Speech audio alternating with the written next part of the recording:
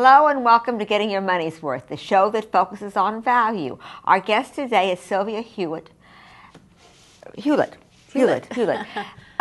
President of Center Work-Life. The Center for Work-Life Policy. Center for Work-Life Policy. Okay, I knew I was going to mess up on that. And author of the book, of one of her books, one of her 9, Top Talent, Keeping Performance Up When Business is Down. Wow, when did you write this? Last week? Well, it came out in the fall, Judith. It's about the last 2 years, as you might imagine. Okay, well, it's a good title. Anyway, you've been writing and talking about work for a long time. You have a lot of experience in this area. The past 18 months has kind of turned your world upside down. It totally has.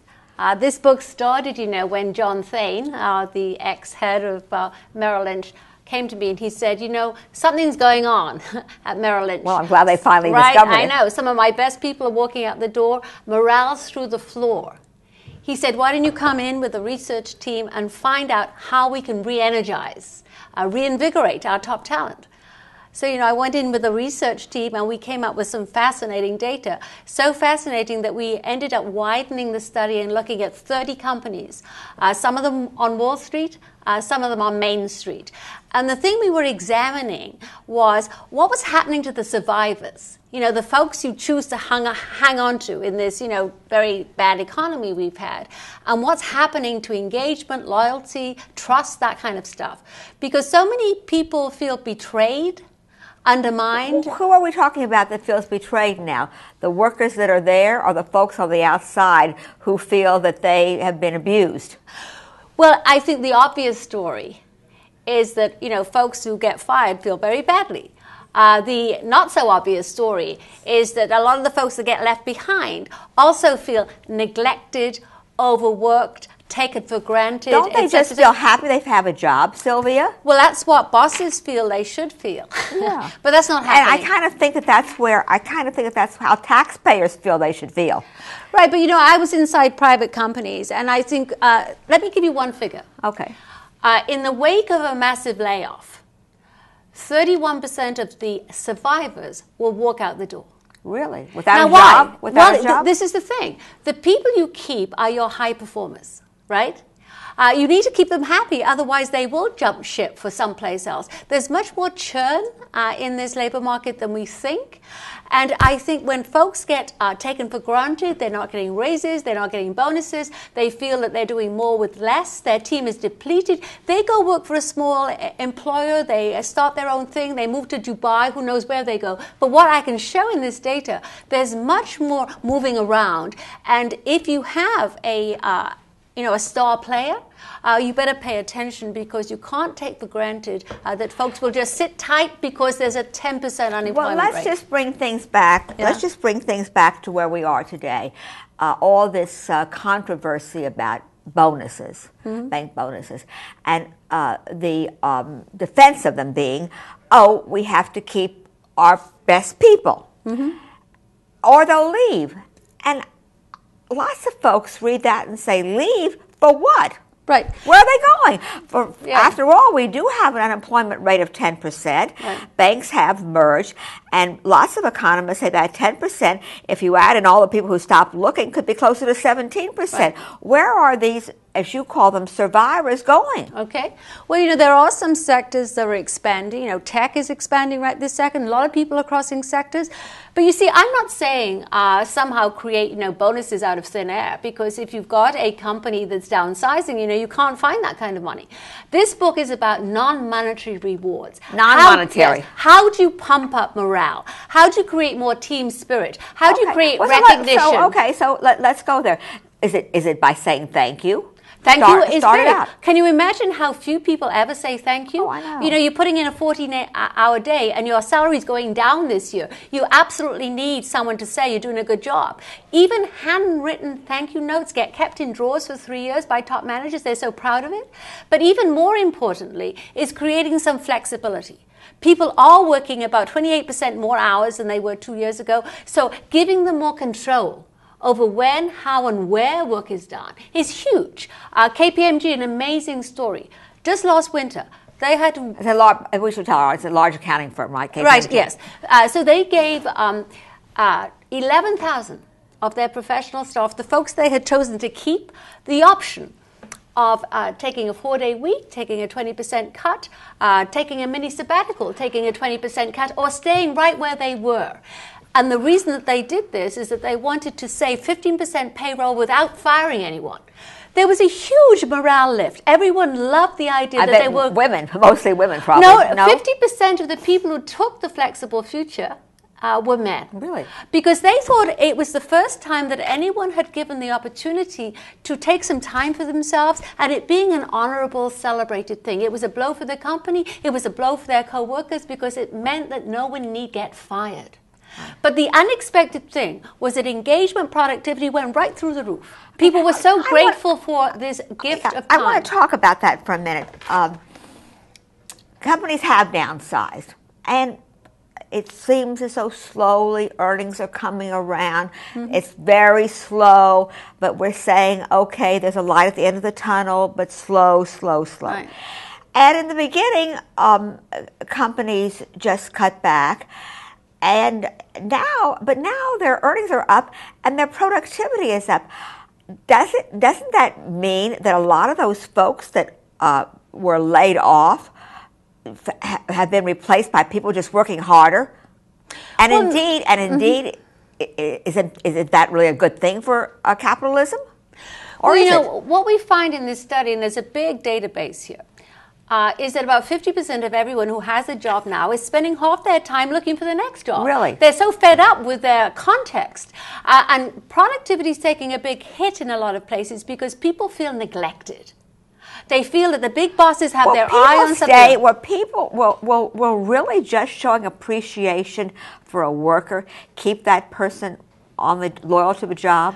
It's not just recognition, but that is big. It's flexibility. It's good communication, so you feel in the loop and you help you feel you're appreciated? Right. And you also, I'll give you an example. Jeff Bewkes, the CEO of Time Warner, he did something very simple. He decided to have every other week a skip-level lunch. He invited a lot of junior people that he wouldn't necessarily meet normally, to have lunch with him, a big group of them. And what he shared with the young talent was his ideas for the future, and he got their ideas as to how to reshape this business model.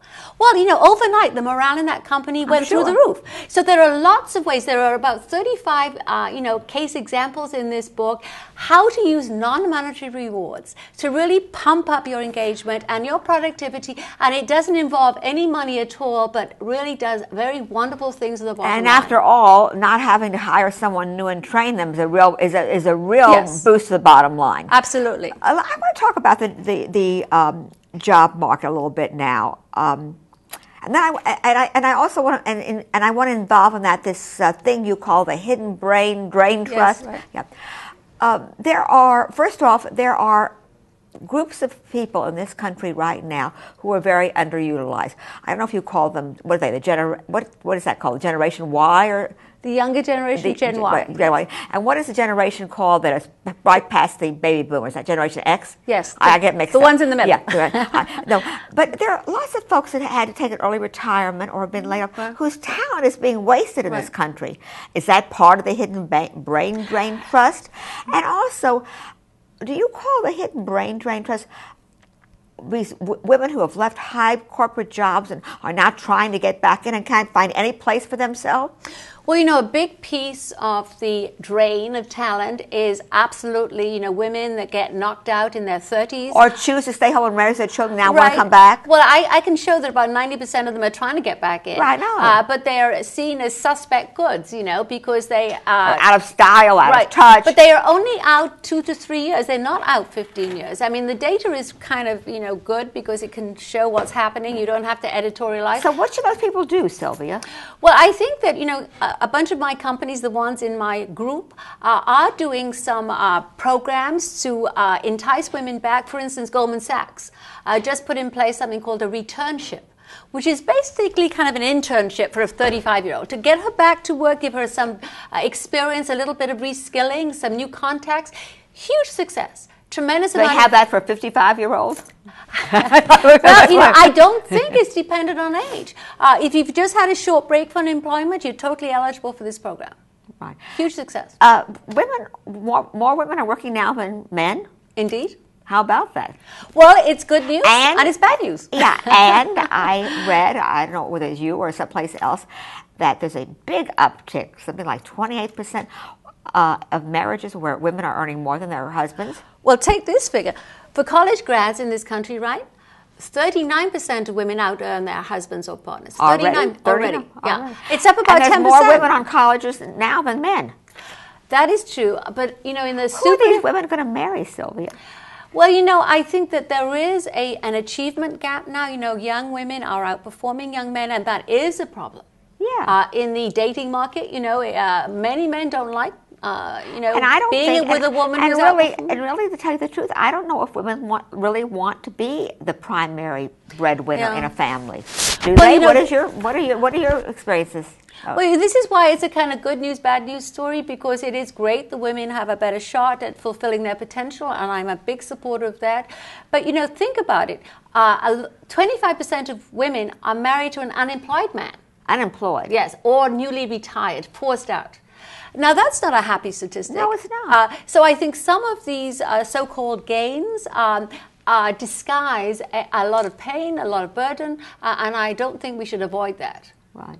So, in a summary, if you had to make some general statements about the workforce today, I know we spent a lot of time talking about people being appreciated so they stay on the job, but isn't there more? Isn't there this level of there's such angst in the workforce because nobody knows when the next pink slip is for them? Right. And that goes to transparency and being in the loop. We're finding that even if there's some bad news in the pipeline, if you feel that all the information out there is available to you, and people are going to help you if you do need to step out. The IMF recently, they decided to go out and cultivate all of their clients, the people they work, so that they could place the people that they were accessing. So there are good ways and bad ways of even handling something like that. Even layoffs. Yes. Yeah. In the minute that we have left, this top talent keeping performance up when business is down. Is this for the bosses to read or the workers? Both, because can workers learn from this? Absolutely. There's lots of stories. In terms of so you how can learn to certain play things the you system could do. Well. Yes, right. absolutely. How to play the game. Right. And there are lots of, tips, for the individual as well as for the employer. Thanks for being on the show.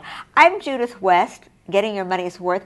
And Top Talent, this is for the people inside and outside and the ones running it. Keeping performance up when business is down. A good topic for today's world. Thanks for watching.